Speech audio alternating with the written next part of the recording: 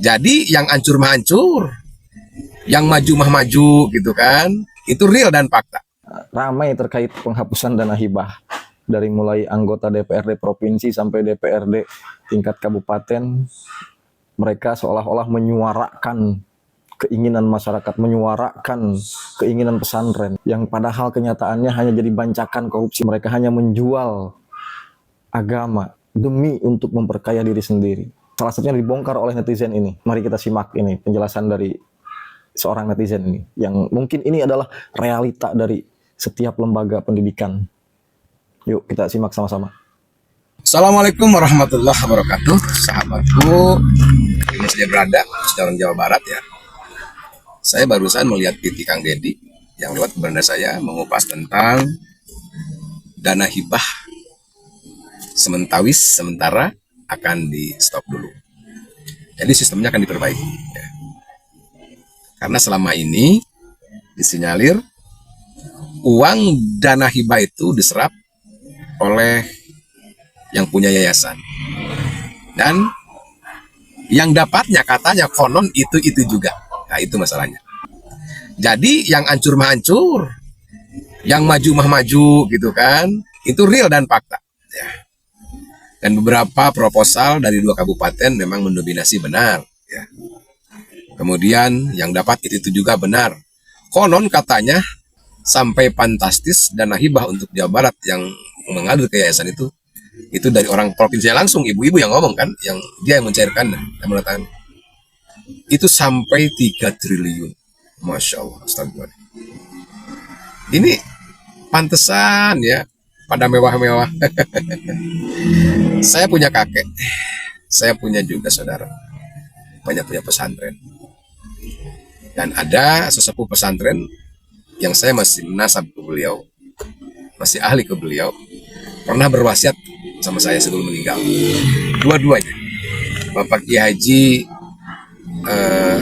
Patah di Mangunjaya, Wahera Pandi juga pernah berkata pada saya sendiri, Hid, maneh lamun kayak boga pesantren, pebeje di uang mah ulah muka yayasannya, atas nama yayasan. Begitu juga Wajib Patah, maneh mun buka pesantren pebeje ketemu yayasan. Saya bertanya, emang kenapa Wak? Bisa jadi jalma anu taklid bidayah ya, jadi takut jadi orang yang taklid bidayah. Nanti di Yaumal Mahsyar tidak akan mendapat teduh-teduh dari tidak mendapatkan iu-iu kalau bahasa Sunda, berarti tidak mendapat keteduhan dari bendera Rasulullah itu sapaan, karena orang sudah berbohong dan menjual akidah dan imannya kepada dunia. Itu salah satunya ada di yayasan ya. Nah dari kata-kata itu beliau kan ahli dalam bidang tentang panca indera ya, indera keenam sudah tahu dia, orang bohong pun tahu lah gitu. Saya belajar beberapa tahun tentang kata-kata itu. Ternyata ketika saya pulang ke salah satu daerah, saya diminta untuk membagikan proposal dan untuk menyampaikan proposal pada dia gitu kan, yang ada di kota. Saya baca, saya pelajari, ternyata di situ ada kebohongan, bahkan itu sudah bukan rahasia umum. Ketika ada permohonan pengajuan ya untuk proposal itu, ada di dalamnya yang punya murid cuma 40, 70, 80. Tidak sedikit yang mengakunya ada 1000, ada yang 500 gitu kan. Itu kan berbohong gitu ya. Dengan alasan untuk bikin masjid, bikin kobong, bikin madrasah. Tapi kalau dari hasil berbohong apa sebab hukumnya? Niat baik tidak akan merubah yang buruk menjadi baik. Yang haram menjadi halal, tidak mungkin. Yang hak dan yang batil tetap terpisah. Yang haram dan yang halal tetap terpisah. Contoh seperti apa? Dari hasil berbohong dibangunkanlah madrasah, dibangunkanlah masjid. Tentunya seperti orang ingin mencuci baju, tapi mencucinya dengan air kencing. Sama-sama air, tapi air kencing. Sama-sama uang, tapi uangnya hasil nipu gitu kan. Saya rasa Allah tidak ridho gitu kan. Nah di situ bohong. Ada juga perumpamaannya, orang bikin dodol, bahan dasarnya dari berak ayam, tai kotok gitu kan. Walaupun itu dodol, tapi bahan dasarnya dari tai ayam atau dari beraknya ayam, dari kotoran, siapa yang mau makan? Walaupun udah pakai gulanya banyak, kok harum, tapi tetap bahan dasar dari kotoran itu nggak ada yang mau makan. Nah berangkat dari situ, saya kurang rasa hikmat saya terhadap maaf ya, dengan detail-detail tersebut mungkin di mata saya lebih condong ke guru saya gitu kan, yang pernah berwasiat. Jadi kalau di hadapan saya kurang hikmat itu mungkin melihat dari sisi muamalahnya di situ. Nah sekarang dana-dana tersebut akan dibenahi dulu sistemnya, karena Kang Deddy itu benar-benar ingin membangun Jawa Barat yang istimewa. Madrasah yang besar, sekolah-sekolah yang besar akan jadi prioritas. Ketimbang menggelontorkan dana ratusan miliar sampai triliunan itu ke orangnya itu juga. Setelah rapat, pencairan, pengajuan, tidak sedikit yang berbisik-bisik nanti kita beli Fortuner, kita beli Pajero, kita beli ini, kita beli itu. Yang dibangunkan cuma mungkin hanya fiktif saja bisa gitu kan. Bahkan ada yang yayasan gaib, ada namanya nggak ada bangunannya. Banyak terjadi di Tasikmalaya, ratusan proposal gaib. Sampai kenapa Tasikmalaya kabupaten tidak bisa membangun? Ya mungkin karena banyak yang menggurita orang-orang yang memanfaatkan situasi. Sementara pemimpinnya tersandra oleh politik, tersandra oleh tim sukses, tersandra oleh partai. Makanya Tasikmalaya Selatan itu nggak bisa membangun. Coba Tasikmalaya ya, dari mulai Salopa sampai ke Cikatomas, jalan hancur. Ya, belum lagi ada situs-situs baru itu. Ceritanya tuh yang di pinggir-pinggir sungai Ciwulan itu mau dibikin tempat wisata, stadion, semua mangkrak. Sekarang jadi candi gitu. Candi Urus, Candi Tuluiken, Candi Beresan. Jadi candi, jadi situs-situs baru. Itu peninggalan mega korupsi. Cuman kenapa masyarakatnya nggak kritis ke situ? Ya mungkin terbentur SDM-nya, kurangnya sekolah yang orang sekolah tinggi-tinggi ya, kurangnya orang yang sekolah ke perguruan tinggi mengakibatkan rasa kritisnya itu hilang di daerah Tasikmalaya. Tasikmalaya Kabupaten tentunya.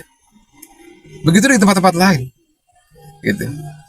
Makanya saya sangat setuju apabila dana hibah ini sistemnya diperbaiki dulu, baru nanti ada benar-benar penyurvei gitu kan. Itu kan disurvei dulu. Ada tim survei dari provinsi mana nih yang harus dibangun ini. Jadi sistemnya itu di praktek-praktek di lapangan seperti ini ya. Ada satu bangunan yang tidak beres ya, dari tahun ke tahun terus itu yang dipoto, itu yang dijadikan foto di proposal itu. Bangunan itu kan cuma rekayasa, karena dari atas sampai bawah itu udah korporasi yang mencairkan. Ada bendahara, ada kuasa, ada ketua, bendahara, semua sekretaris. Itu udah korporasi, udah dibentuk sistemnya gitu kan sama mereka. Ya gitu. Jadi ada pemotongan sekian persen gitu kan. Itu udah bukan rahasia umum. Yang paling jor-joran di era Ridwan Kamil. Sampai 3 triliun ya Allah. Ini uang 3 triliun ke yayasan. Ya Allah ya Karim, itu bisa membangun jalan tol. Wey. Itu tol kota beres itu dengan 3 triliun. Coba. Itu hanya jadikan formalitas saja sebetulnya. Sementara kan pesantren-pesantren Salafi itu tidak jor-joran. Apalagi Muhammadiyah dengan uangnya sendiri, karena Muhammadiyah itu udah kaya raya gitu.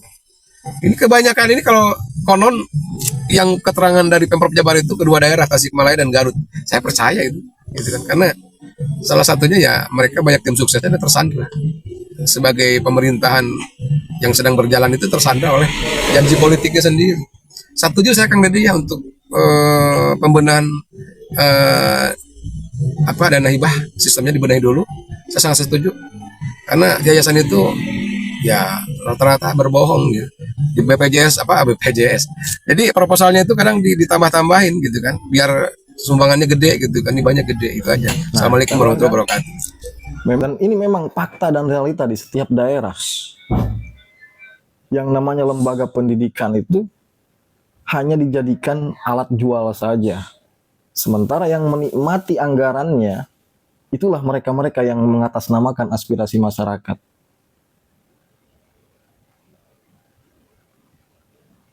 Makanya ketika Kang Deddy mengeluarkan kebijakan ini, pantas banyak yang menghujat dari para pejabat-pejabatnya. Karena mungkin saja mereka itu yang selalu menikmati dari dana hibah ini.